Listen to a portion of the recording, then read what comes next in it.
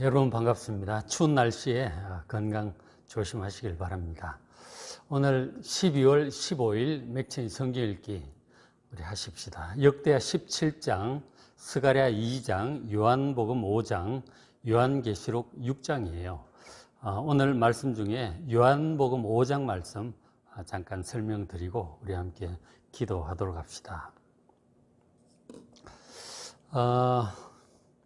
요한복음 5장을 이제 보는데 그 앞에 이제 요한복음 1장부터 4장까지는 예수님을 영접하고 믿은 사람들에 관한 내용들이 나왔죠. 예수님의 초기 제자들이라든가 세례 요한, 사마리아 여인, 니고데모, 왕의 신하 이런 사람들이 이제 쭉 나왔었죠.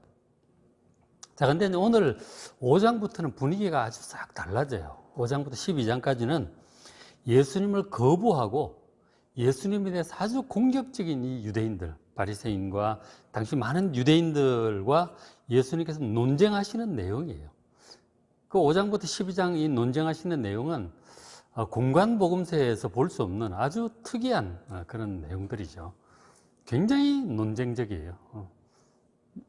유대인들은 예수님에 대해서 굉장히 공격적이고 죽이려고 하고 미워하고 예수님께서도 말씀을 하시고 이렇게 굉장히 논쟁적으로 얘기가 전개되는 것을 보게 돼요. 그래서 이제 이 5장부터 12장 부분을 여러분 보시면서는 읽을 때는 그 예수님을 거부하는 사람들이 왜 예수님을 안 믿고 거부하는지 그 이유를 좀 잘 찾아보시기 바랍니다. 그리고 또 그들과 예수님께서 대화를 하고 논쟁을 하시면서 예수님께서 얘기를 하시거든요. 예수님 당신이 어떤 분인지, 왜 오셨는지, 그들이 무엇을 잘못하고 있는지 이런 얘기들을 막 논쟁적으로 하시거든요. 아주 치열한 그런 대화가 벌어지는데 그런 말씀을 통해서 예수님이 어떤 분이신지 스스로를 얘기를 자꾸 하셔요. 하신다고요. 그래서 예수님이 어떤 분인지 예수님의 그 말씀을 통해서 나는 생명의 떡이다. 나는 세상의 빛이다. 이런 말씀들을 그들과의 논쟁 속에서 막 얘기를 하시는 거거든요. 나는 양의 문이다. 선한 목자다. 이런 말씀들도 다 그런 논쟁하는 가운데서 예수님께서 자기 자신에 대해서, 당신에 대해서 자기 계시하신 내용들이죠.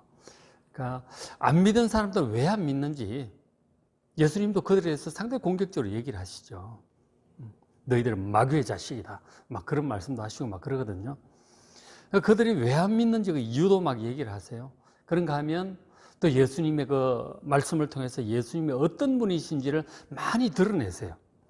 예수님이 이런 분이구나 라는 것을 이 5장부터 12장까지 보시면서 한번 잘 살펴보시길 바랍니다. 예수님에 대해서 좀 더 알고 예수님을 바르게 믿는 그런 기회가 되시길 바랍니다. 우리가 예수님을 바르게 잘 믿어야 영생을 얻는 거잖아요. 예수님을 엉터리로 알고 엉터리로 믿으면 안 돼요. 예수님을 제대로 알고 예수님 말씀하신 그대로 성경에 기록된 그대로 제대로 알고 그렇게 믿어야지 자기 나름대로 믿으면 안 된다고요. 그러면 안 됩니다. 예수님 말씀하신 그대로 성경 기록한 그대로 예수님을 잘 믿는 그런 계기가 되시길 바랍니다. 그래서 5장부터 12장이 굉장히 중요하고 심오한 그런 말씀들입니다. 5장 앞부분에 보면 어떤 하나의 사건이 나오는데 38년 된 병자를 고쳐주시는 그런 내용이 나와요. 베데스다 목가에서 막 물이 끓으면 제일 먼저 뛰어들어가는 사람이 낫는다고 막 그런 얘기들이 들려가지고 환자들이 굉장히 많이 모여 있습니다. 그런데 이 사람은 38년에 누워 있었으니 기운이 딸리죠. 물이 막 끓어올라도 뛰어들어가질 못합니다. 그러니까 늘 실망이죠. 그렇지만 다른 방법이 없으니까 그 와서 늘 혹시 해서 와 있는 거죠. 그러길 38년을 지금 그렇게 하고 있습니다. 자, 그런 사람인데 예수님께서 그 사람에 다가가신 거죠. 5장 6절에 예수께서 이르시되 네가 낫고자 하느냐? 낫고 싶으냐?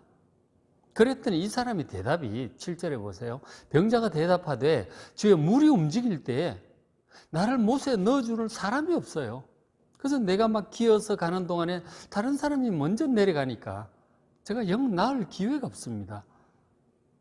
불평과 원망과 막 열등감과 무력감 이런 데 막 그냥 아주 사로잡혀 있죠. 그런 대답, 뭐 나았으면 좋겠다든가 낫게 해달라든가 그런 기대도 생각도 없이 막 일이 뜻대로 안 되는 것 같아서 막 속이 상해 있는 것이죠.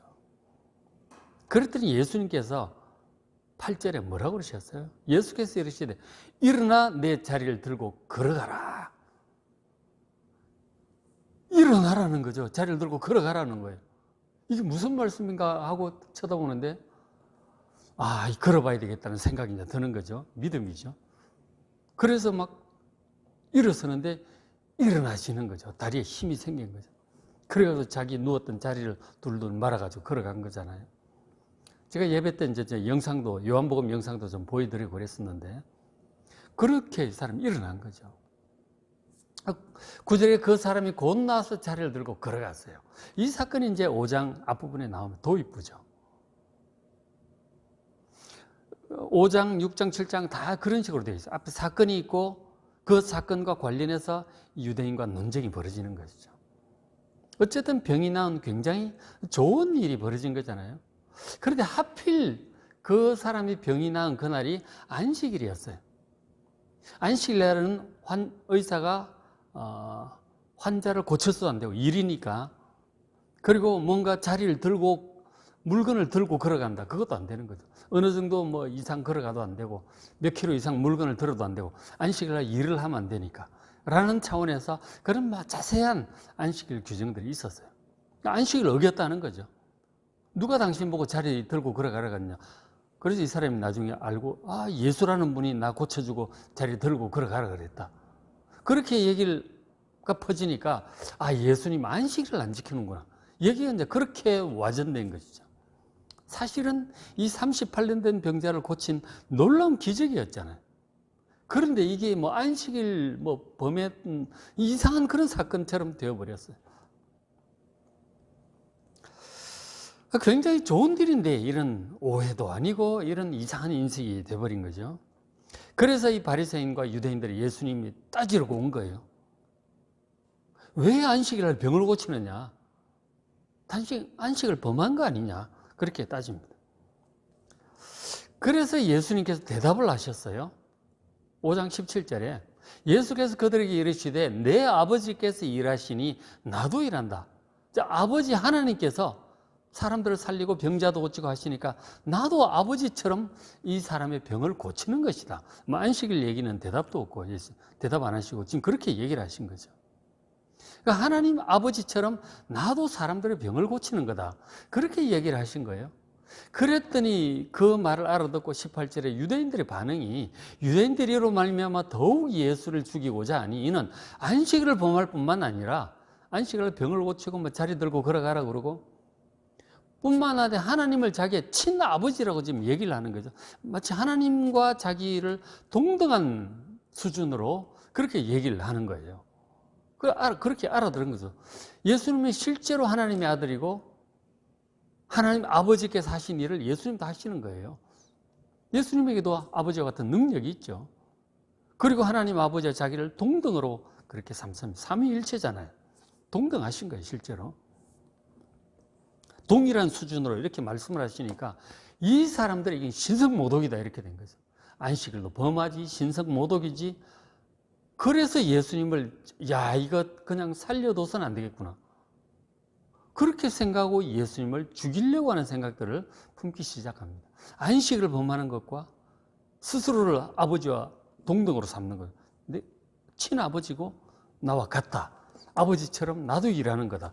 그렇게 말씀을 하는 거죠.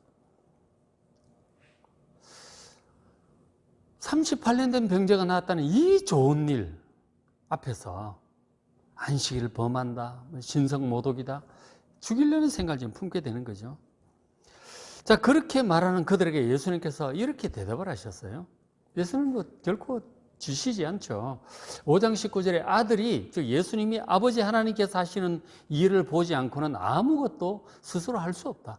내가 아버지 하나님, 여호와 하나님께서 하신 일을 내가 봤고 내가 그 하시던 일 그대로 나도 이렇게 하는 거다. 사람들을 돕고 구원하고 고치고 살리는 것이다. 아버지께서 하시는 일을 보지 않았다면 내가 못한다. 내가 아버지께서 하시는 일을 내 그대로 하는 거다. 아버지께서 하는 것을 아들도 그와 같이 행한다. 그러면서 21절에 아버지께서 죽은 자들을 이렇게 살리심 같이, 그리고 병만 낫게 하는 것이 아니고 죽은 자들을 고치시는 거예요. 살려내시는 거예요. 옛날에 엘리야를 통해서도 살리셨고 엘리사를 통해서도 살리셨단 말이에요. 그런 것처럼 나도, 아들인 나도 내가 원하는 자를 죽은 가운데 살린다. 그러더니 나중에 보면 죽은 나사로도 막 살리고 막 그러시잖아요. 그러니까 예수님이 하나님의 친아들이고 하나님 아버지께서 하신 일을 많이 보았고 그처럼 하시는 것이다. 그래서 죽은 자도 살린다. 아버지와 동일한 권세와 능력으로 일을 한다고 지금 대답을 하시는 거죠.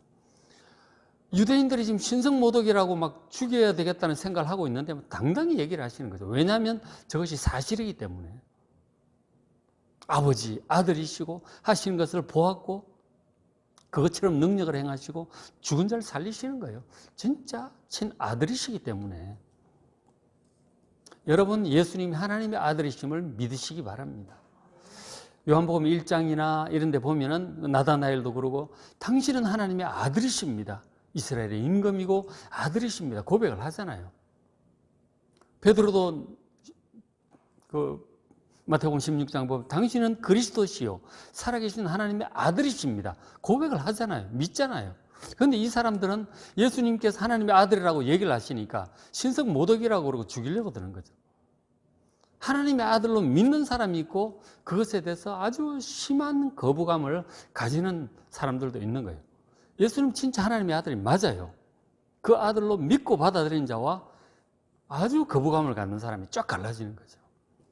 결국 믿고 영접하는 자가 구원을 받는 것이고 영접하지 않는 자, 거절하는 자는 멸망하는 것입니다. 예수님께 대한 반응이 이렇게 명백히 갈라지잖아요.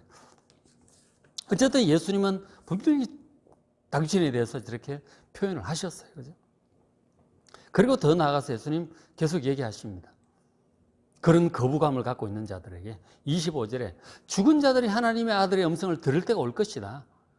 죽어 있는 자들, 또 하나님의 아들인 예수님의 음성을 들을 때가 올 것이다. 곧 이때다. 듣는 자는 살아날 것이다. 저 죽는 자는 이제 지금 보면은 뭐 죽어서 무덤에 갇힌 자들도 있겠지만 결국 나중에 1차적으로는 영적으로 죽은 자들을 가리키고 있습니다.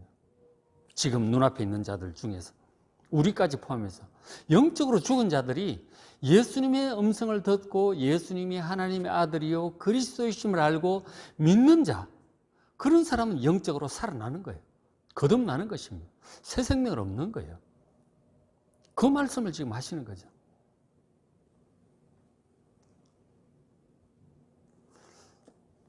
그리고 이제 그 뒤에 그런 말씀도 나오는데 실제로 이제 한 뭐 30몇 절쯤에 이제 그런 말씀이 나오는데 나중에 예수님께서 다시 오실 때 실제로 죽어서 무덤에 있는 자들, 무덤에 있는 자들이 하나님의 아들의 음성을 들을 때 또 부활할 것입니다. 심판의 부활과 생명의 부활로 나올 거라고 재림 때의 그 육체의 부활에 대해서도 말씀을 하셔서 영적인 이제 부활 거듭남과 육체의 부활을 시키시는 분이 하나님의 아들 예수님의 능력임을 믿으시기 바랍니다. 예수님이 저런 분이에요.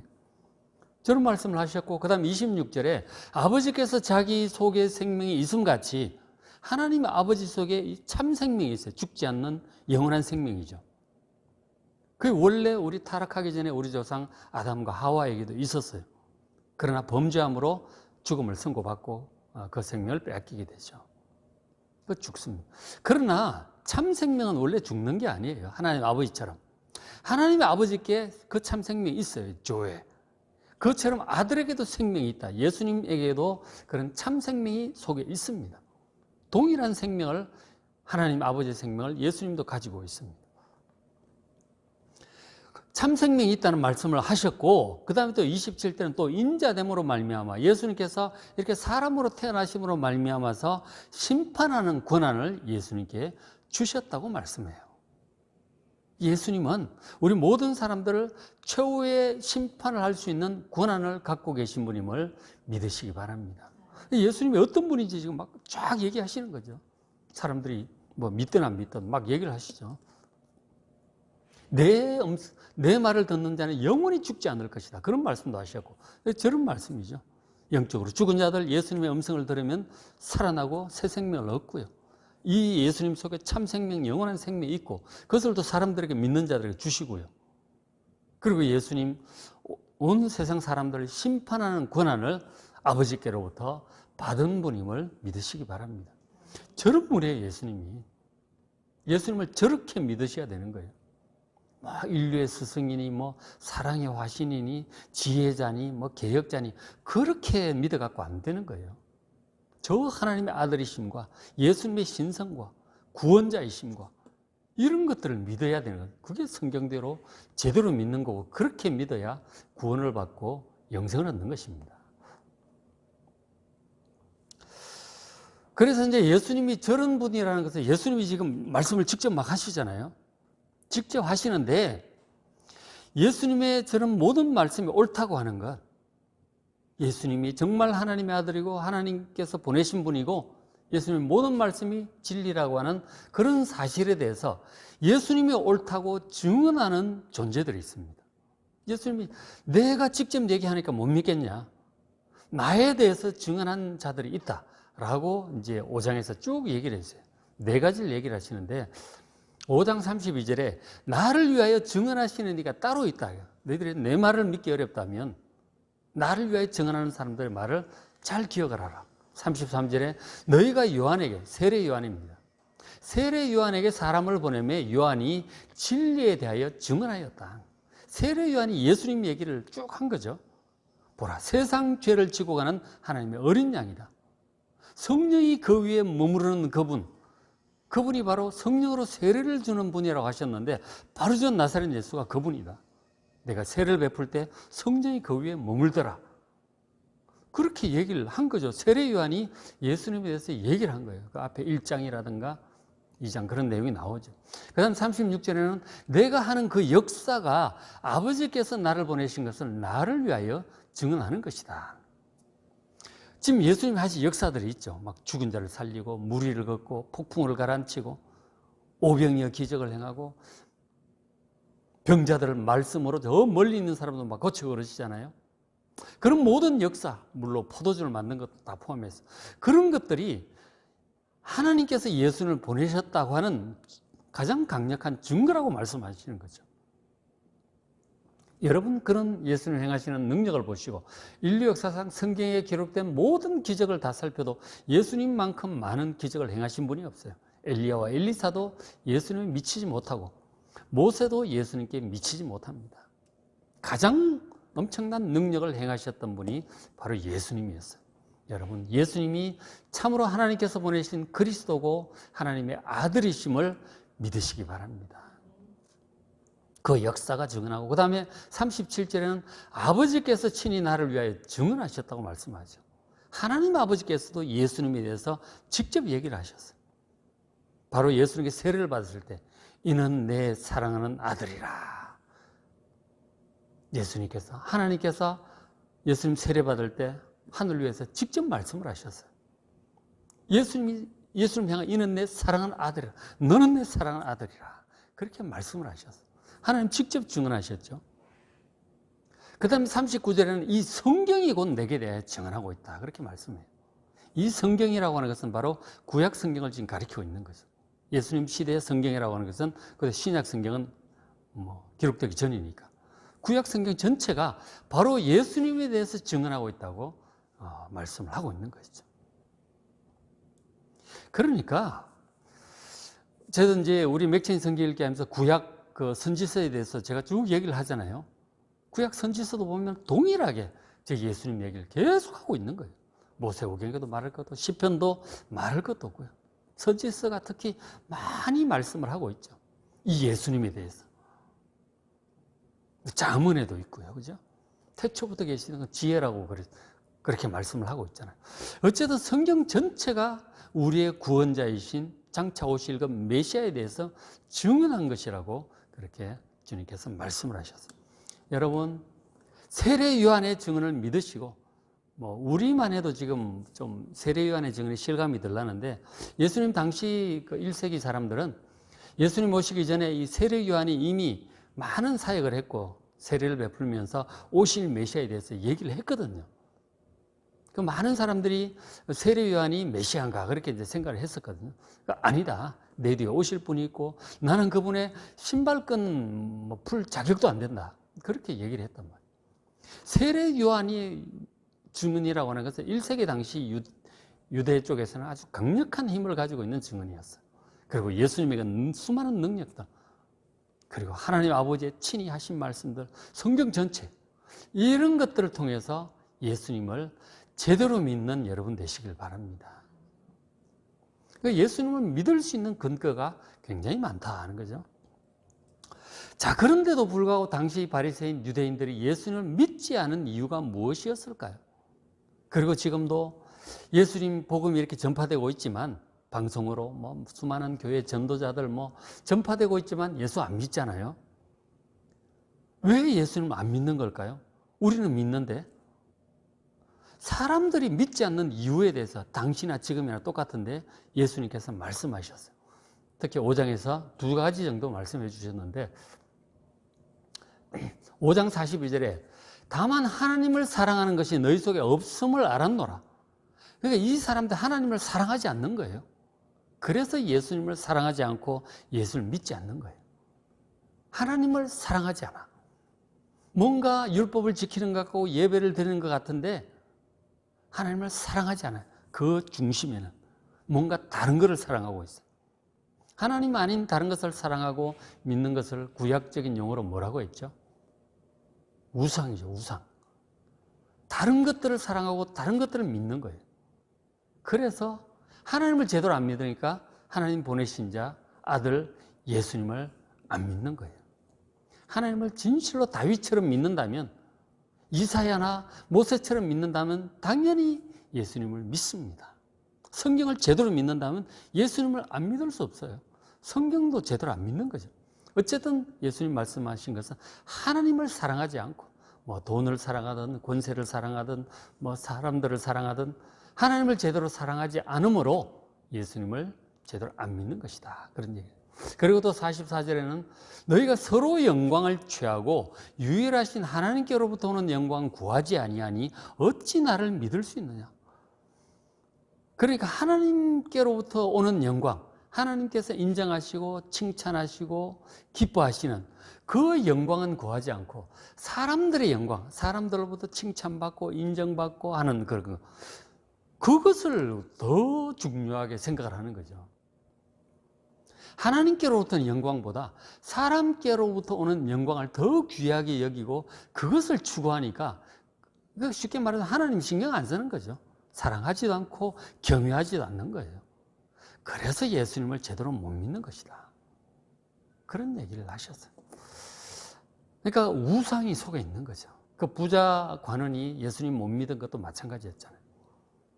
예수님보다, 하나님보다 돈을 더 사랑하는 거죠. 그래서 예수님을 제대로 못 믿는 거예요. 돌아갔잖아요. 그러니까 하나님을 진실로 사랑하고 사람들의 영광보다 하나님의 영광, 하나님의 인정, 하나님의 칭찬, 하나님의 상급, 그것을 더 귀하게 여긴다면 예수님을 믿을 것입니다.